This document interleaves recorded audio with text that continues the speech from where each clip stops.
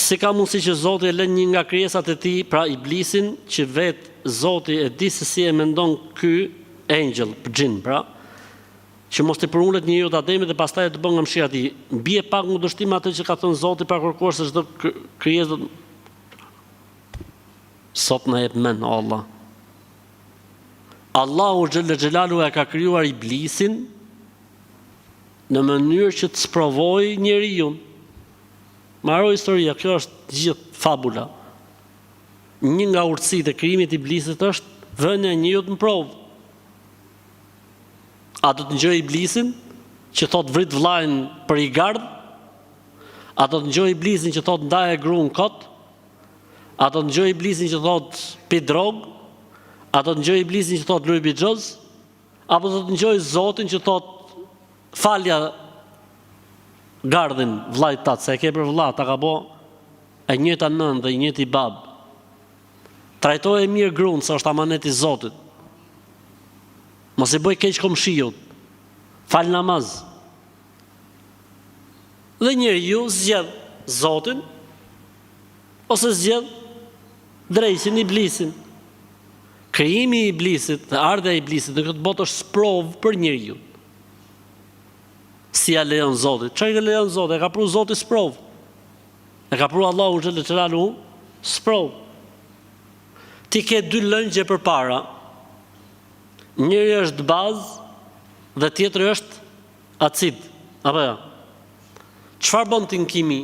Merr një nga ato provzat, jo provzat, si quhet, e kam harruar. Ha? Letrën.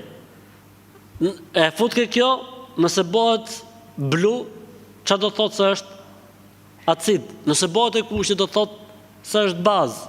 Ose e kundërta, çfarë problemi ka? Pra çfarë bën ti, e vën provë, apo jo? Vën provë. Kjo është historia.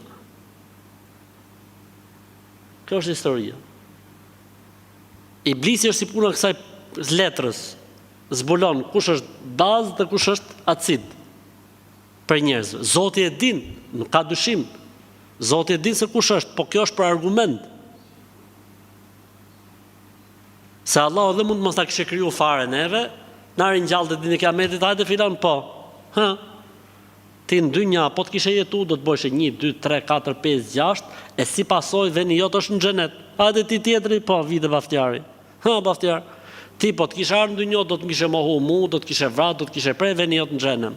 Qa do të thojë dhe ky edhe ky, baftjari A dhe baftjari B, do të thojë dhe ajo Zot, ty Allah, faleminderit shumë.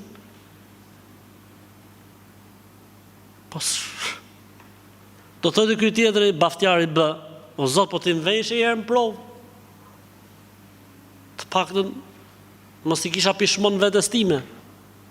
Për këtë arsye thot Zoti në Kur'an, li alla yakuna lin-nasi 'ala Allahi hujjatun ba'da rusul. Në mënyrë që njerëzit mos të kenë argument kur dalin para Zotit, mos të kenë si të arsyetohen. Allahu din gjithçka, po ne jemi në provë. Ne jemi ata të cilët vërtetojmë se kush jemi, dhe ne jemi ata të cilët punojmë për atë që e meritojmë dhe atje ku do të shkojmë.